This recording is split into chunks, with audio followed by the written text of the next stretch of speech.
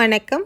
இன்றைக்கி நம்ம வீடியோவில் சம்பா ரவையை யூஸ் பண்ணி உப்புமா செய்ய போகிறோம். இந்த உப்புமாவை கொஞ்சம் கூட குலைவு இல்லாமல் நல்ல உதிரி உதிரியாக எப்படி செய்யலாம் அப்படிங்கிறத பற்றி நம்ம இந்த வீடியோக்குள்ளே போய் பார்க்கலாம். இந்த உப்புமா செய்கிறதுக்கு என்னென்ன பொருள்லாம் தேவை, இதை எப்படி பண்ணலாம் அப்படிங்கிறத வாங்க பார்க்கலாம். இந்த உப்புமா பண்ணுறதுக்கு 1 கப் அளவுக்கு சம்பா ரவையை எடுத்திருக்கேன். அதாவது உடைச்ச கோதுமை ரவையை 1 கப் அளவுக்கு, அதாவது 250 கிராம் அளவுக்கு நம்ம எடுத்துக்கலாம். எடுத்துகிட்டு இதை பாத்திரத்தில் சேர்த்துட்டு மீடியம் ஃப்ளேமில் வச்சுட்டு 3லேருந்து 4 நிமிஷத்துக்கு ரோஸ்ட் பண்ணி எடுத்துக்கோங்க. இந்த மாதிரி நம்ம சம்பா ரவையை வறுத்து எடுத்துகிட்டு உப்புமா செஞ்சோம் அப்படின்னா நல்லா நமக்கு உதிரி உதிரியாக கிடைக்கும். இப்போ நம்ம உப்புமாவை ரெடி பண்ணிடலாம். அடுப்பில் பாத்திரத்தை வச்சுட்டு 1 டேபிள் ஸ்பூன் அளவுக்கு எண்ணெயை சேர்த்துக்கலாம். எண்ணெய் காஞ்சி வந்த பிறகு 1 டீஸ்பூன் அளவுக்கு கடுகை சேர்த்துக்குவோம். கடுகு பொரிய ஆரம்பிச்சிருச்சு. இந்த டைமில் 1 டேபிள் ஸ்பூன் அளவுக்கு கடலைப்பருப்பு, 3/4 டேபிள் ஸ்பூன் அளவுக்கு உளுந்தம்பருப்பு சேர்த்துட்டு இது கூடவே 1 கொத்து கருவேப்பிலையும் நம்ம சேர்த்து வதக்கிக்கலாம். காரத்துக்காக 3 பச்சை மிளகாய் சேர்த்து வதக்கிக்குவோம். ஒரு பெரிய வெங்காயத்தை கட் பண்ணி எடுத்து வச்சுருக்கேன். இதையும் நம்ம சேர்த்து வதக்கிக்கலாம். வெங்காயத்தை வதக்கிறப்ப நீங்கள் அதிக நேரம் வதக்கணும்னு அவசியம் இல்லை. ஒரு 2 நிமிஷம் வதக்கினா நீங்கள் போதுமானது. இந்த உப்புமாவில் சேர்க்குறதுக்காக 2 கேரட்டை கட் பண்ணி வச்சுருக்கேன். 4 பீன்ஸு, ஃப்ரோசன் பட்டாணியை 1/4 கப் அளவுக்கு எடுத்து வச்சுருக்கேன். இது எல்லாத்தையுமே நம்ம வெங்காயத்தை கூட சேர்த்து வதக்கிக்கலாம். உங்களுக்கு எந்த காய்கறி விருப்பமோ அந்த காய்கறியை நீங்கள் சேர்த்துக்கோங்க. இப்போ எல்லா பொருளையுமே நல்லா சேர்த்துட்டு தேவையான அளவு நம்ம உப்பையும் சேர்த்து வதக்கிக்குவோம். காய்கறிகள்லாம் சேர்த்து நமக்கு 3 நிமிஷம் ஆயிடுச்சு. நல்லா ஓரளவுக்கு வதங்கி வந்துருச்சு.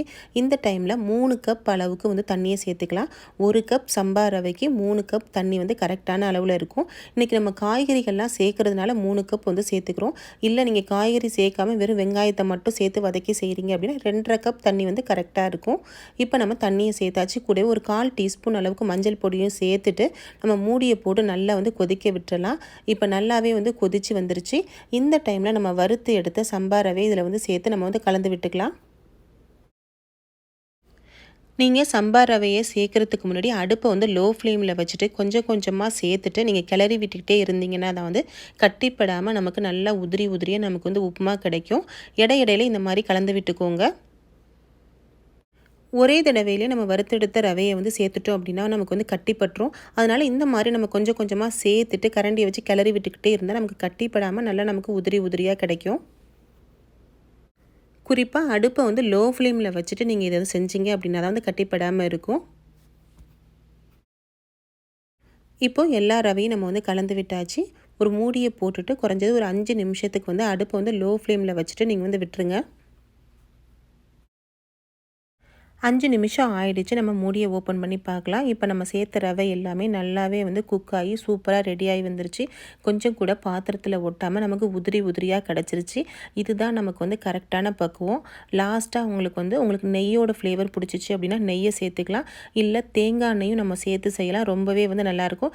இந்த மாதிரி ஈக்குவலாக எல்லாத்தையும் ஒன்றா கலந்து விட்டுட்டு லாஸ்ட்டாக 1 டேபிள் ஸ்பூன் அளவுக்கு நெய் இல்லைனா கோகோனட் ஆயிலை நீங்கள் கலந்து விட்டுக்கோங்க. இப்போ நான் 1 டேபிள் ஸ்பூன் அளவுக்கு தேங்காய் எண்ணெயை சேர்த்து கலந்து விட்டுட்டு ஸ்டவ்வை லோ ஃப்ளேமில் வச்சுட்டு மூடியை போட்டு ஒரு 2 நிமிஷத்துக்கு மட்டும் நம்ம வச்சுருந்துட்டு ஸ்டவ்வை ஆஃப் பண்ணிடலாம். நமக்கு கரெக்டான அளவில் சூப்பராக நமக்கு வெந்து ரெடியாகி வந்துடும்.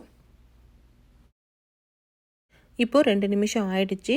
மூடியை ஓப்பன் பண்ணி பார்க்கலாம். இப்போ நல்லாவே சூப்பராக நல்ல வாசத்தோட நமக்கு சம்பா ரவை உப்புமா ரெடியாகி வந்துருச்சு. கொஞ்சம் கூட நமக்கு பிடிக்காமல் நல்ல உதிரி உதிரியாக சூப்பராக வெந்து ரெடியாகி வந்துருச்சு. இந்த உப்புமா கூட நம்ம தேங்காய் சட்னி, சுகரு, தயிர்லாம் வச்சு சாப்பிட்றதுக்கு ரொம்பவே நல்லாயிருக்கும். ட்ரை பண்ணி பாருங்கள். ரொம்பவே டேஸ்டியான ரெசிபியும் கூட. ஃப்ரெண்ட்ஸ், உங்களுக்கு இந்த வீடியோ பிடிச்சிருந்துச்சுன்னா லைக் பண்ணுங்கள். உங்கள் நண்பர்களுக்கெல்லாம் ஷேர் பண்ணுங்கள். கூடவே நம்ம சேனலை மறக்காமல் சப்ஸ்கிரைப் பண்ணிக்கோங்க. தேங்க்யூ.